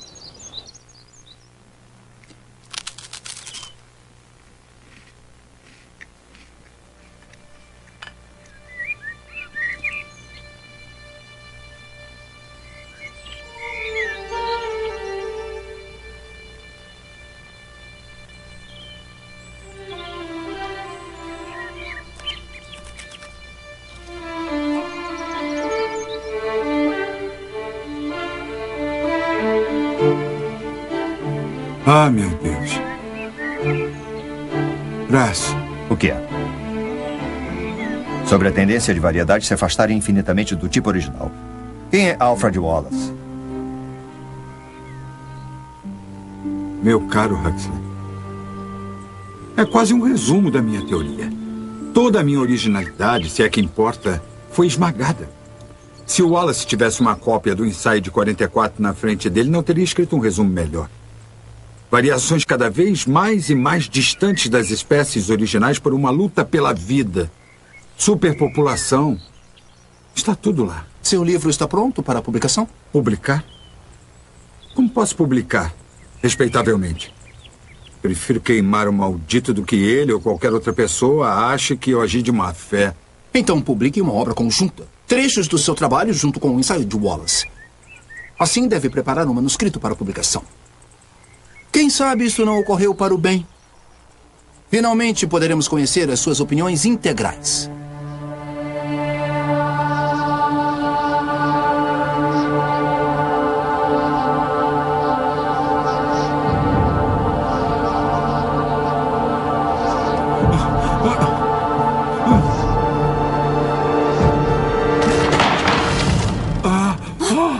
Charles, que foi? Este livro será minha morte. Oh, não. Que pobre coitado eu seria sem você perto de mim.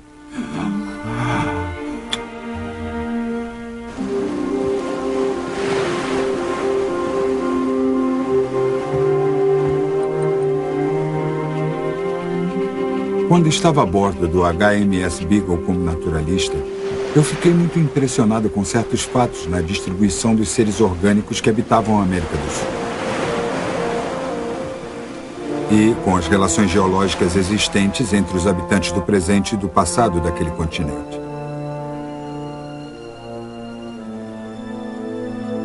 Os fatos pareciam lançar alguma luz sobre a origem das espécies.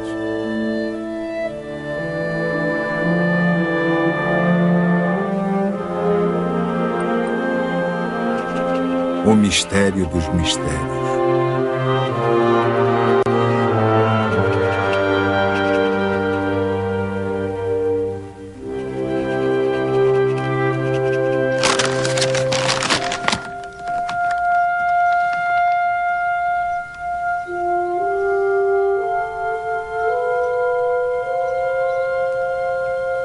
A origem das espécies. O Times é muito positivo. Já era de se esperar. É o Huxley. O Atheneum quer me testar. No Divinity Hall, na universidade, no auditório e no museu. Meu livro não é mais original do que o tema exige. Eu não discuto a origem do homem. Não discuto Gênesis. Charles, não seja ingênuo. É claro que você acha que o homem não é a exceção. Certo ou errado, você tem que terminar o que começou.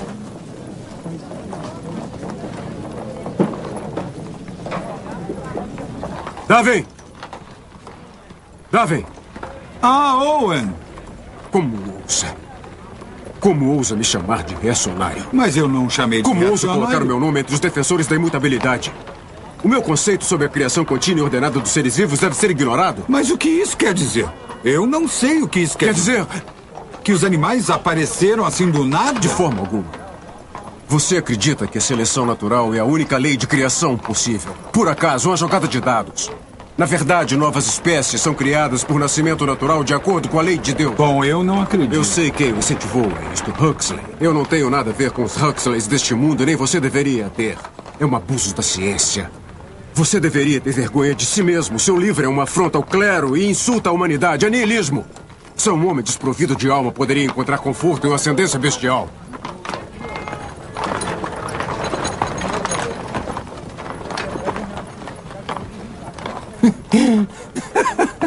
Bem, é tão respeitável ser um macaco modificado quanto barro modificado. Huxley, por favor. Eu acho esplêndido. Velhos dos dois sexos dizem que é um livro perigoso.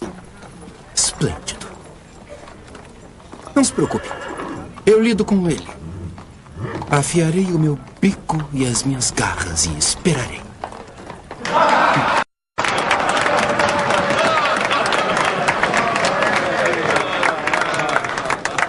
Qualquer contribuição à nossa história natural vinda da pena do Sr. Charles Darwin certamente chama a atenção. Sua última publicação, A Origem das Espécies, é declaradamente considerada por ele como o opus sobre o qual sua futura fama virá. O Sr. Darwin afirma que todo ser vivo, todo peixe, planta, fungo, inseto, elefante, homem, até nabo, são igualmente descendentes lineares do mesmo ancestral comum. Tal noção é absolutamente incompatível com a palavra de Deus. O homem foi feito à imagem de Deus e redimido pelo Filho Eterno. A seleção natural é uma teoria engenhosa para negar a obra e logo a existência do Criador. De fato, o cérebro humano difere nitidamente do de qualquer outro mamífero. Infelizmente, Sr. Bispo está pessimamente informado. É um absurdo completo. Fora! Se formos juízes sem preconceitos, teremos que admitir que há um pequeno intervalo, como animais, entre o gorila e o homem. Assim como há também entre o gorila e o babuíno.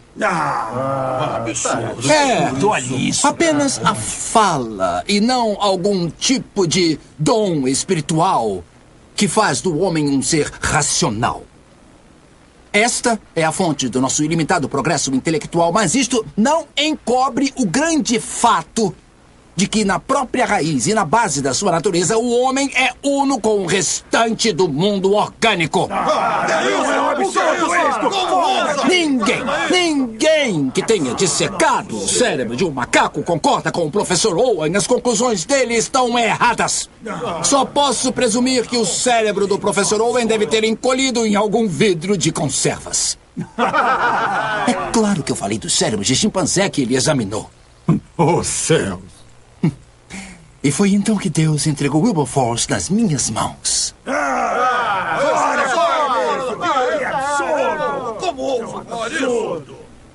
Gostaria de saber, Sr. Huxley, se o senhor é descendente de macacos por parte de seu avô ou de sua avó. Eu me levantei tranquilamente, serenamente, e expus a minha opinião com perfeito equilíbrio. Se a pergunta feita à minha pessoa é se eu prefiro ter um pobre macaco como avô ou um homem altamente inteligente, possuidor de grandes meios de influência e que mesmo assim emprega esta capacidade e esta influência com o mero propósito de introduzir o ridículo em um debate científico como este, eu afirmo sem preconceitos que minha preferência pessoal é pelo macaco. Não acredito. Eu disse isso ou algo bem parecido. Como ousou atacar um bispo em público desta maneira? Não tem respeito pela túnica púrpura? Lady Brewster desmaiou e saiu carregada da sala. E então o almirante Fitzroy se levantou. Fitzroy? Nisto! Acreditem nisto! Acreditem em Deus e não no homem! Ah, meu Deus.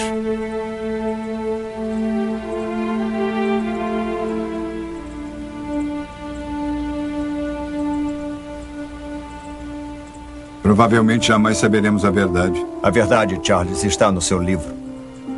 É a coisa mais interessante que eu já li. A argumentação é tão satisfatória para mim que mesmo que os fatos não se encaixassem, pior para os fatos. Os tremores. É hora de ser naturalmente selecionado.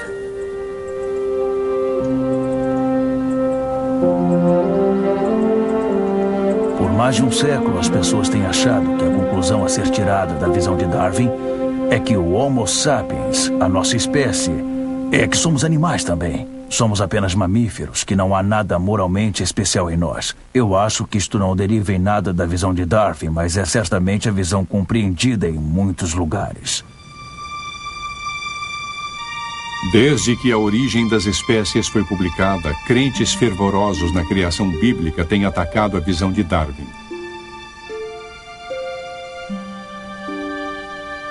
As preocupações deles não são apenas com a ciência da evolução. Eles acreditam que o que está em jogo é nada mais, nada menos que a alma humana. Sugerir que animais e plantas e nós, humanos, passamos a existir de uma forma natural e regrada, da forma que os planetas se movem, era colocar em risco a alma humana. E a alma humana é o X do problema, porque se não somos diferentes dos outros animais, se não vamos viver para sempre no paraíso ou no inferno, por que devemos nos comportar de forma diferente dos animais nesta vida? No século XIX, no tempo de Darwin, era audacioso afirmar que humanos e chimpanzés tinham parentesco próximo. Não havia tanta prova científica. Mas de lá para cá, as provas se tornaram mais fortes. Primeiro, vimos o registro fóssil aparecer. Provas de ancestrais humanos que tinham características simiescas estabeleceram a plausibilidade da ideia de que homens e chimpanzés tiveram ancestrais comuns. Então, nos últimos 20 anos, temos visto o surgimento de um novo tipo de informação que estabeleceu uma relação próxima entre chimpanzés e humanos. E ele veio da análise do DNA. Este é o DNA.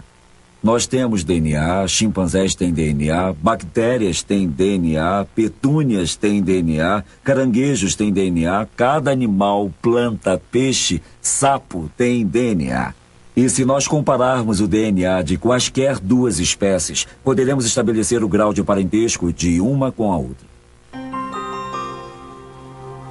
Nos primeiros dias da pesquisa do DNA, um DNA de filamento duplo era extraído de cada espécie a ser comparada. Quando aquecidos, os filamentos se separavam. Quando os filamentos individuais de cada criatura eram unidos e esfriados, os dois sempre se combinavam para formar a conhecida dupla hélice. O grau com que os filamentos se uniam com sucesso era uma medida da semelhança entre eles. Aconteceu que o DNA humano e o DNA do chimpanzé combinaram quase que perfeitamente. Hoje, esta semelhança pode ser vista de forma cada vez mais precisa. As sequências de DNA podem ser lidas letra por letra. Estamos observando as sequências de DNA de um determinado gene encontrado no homem e no chimpanzé. E o que é imediatamente evidente é que humanos e chimpanzés possuem um DNA 98% idêntico. Isso acontece porque numa sequência existem pequenas trocas de letras. Por que apenas algumas trocas de letras? Porque nós e os chimpanzés tivemos um ancestral comum poucos milhões de anos atrás. E estas pequenas diferenças se acumularam durante a propagação do DNA durante esses poucos milhões de anos. Se mais tempo tivesse se passado desde que tivemos o nosso último ancestral comum, mais diferenças de letras teriam se acumulado. Se o mesmo gene de rato é comparado, as diferenças de letras são muito maiores. É porque o nosso ancestral comum, como o rato, viveu há cerca de 80 ou 100 milhões de anos e houve muito mais tempo para as diferenças de letras se acumularem.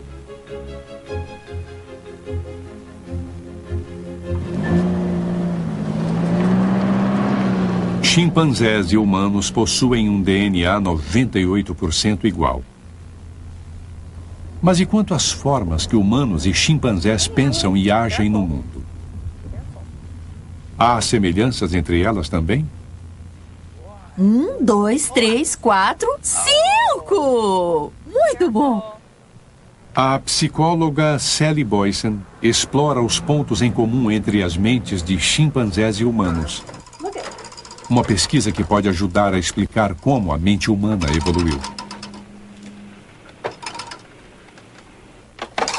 Os marcos de desenvolvimento no decorrer da vida de um chimpanzé são praticamente os mesmos que os dos humanos. Tudo é muito semelhante. Eles reagem às coisas novas e brinquedos novos e têm os mesmos tipos de brincadeiras agitadas.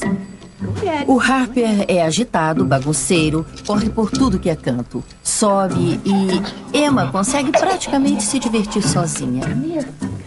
Muito bem. Agora preste atenção. Uma das coisas que o nosso trabalho permite ver é que os chimpanzés podem adquirir habilidades cognitivas complexas, muito sofisticadas, como aprender a contar, coisa que normalmente não aprenderiam na natureza. 1, 2, 3, 4, 5! Muito bom! No entanto, eles têm a capacidade neural exigida para fazer isso. Mas de onde ela veio? Ok, vamos fazer outra coisa agora. Vamos lá. Uma balinha, um docinho bem gostoso. Você pode me dar a resposta com a azul e a marrom? Mostre pra mim. Isso. Vai em frente, excelente. Não há praticamente nada que tenhamos tentado ensinar aos chimpanzés que eles não tenham conseguido aprender. Vimos a capacidade de compreender conceitos extremamente complexos, como o conceito do zero, por exemplo. Muito bem, olhe, e se não tiver nenhuma bala aqui, o que você me diz? 0, está certo, não tem bala nenhuma aí, ó, que pena. Não haveria possibilidade dos chimpanzés conseguirem fazer isso se eles não tivessem uma grande parcela de coisas em comum na estrutura neurológica responsável pela capacidade de aprender como nós aprendemos. Estas coisas são totalmente comparáveis e tinham que vir de um ancestral comum.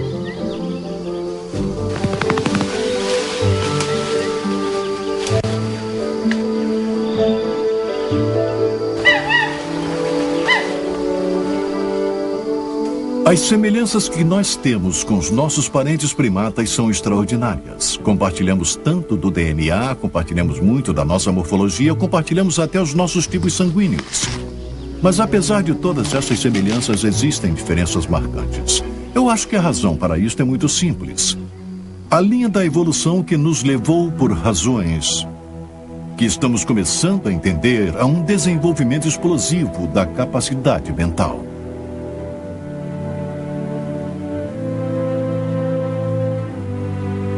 E o que aconteceu claramente foi que a seleção natural favoreceu a evolução de organismos que podiam se comunicar, que podiam manipular símbolos e podiam construir uma linguagem. A grande ideia de Darwin é uma grandiosa e maravilhosa explicação que mostra que estamos unidos a todas as outras formas de vida deste planeta. E eu acho este um modo emocionante e talvez até enobrecedor de olhar as coisas.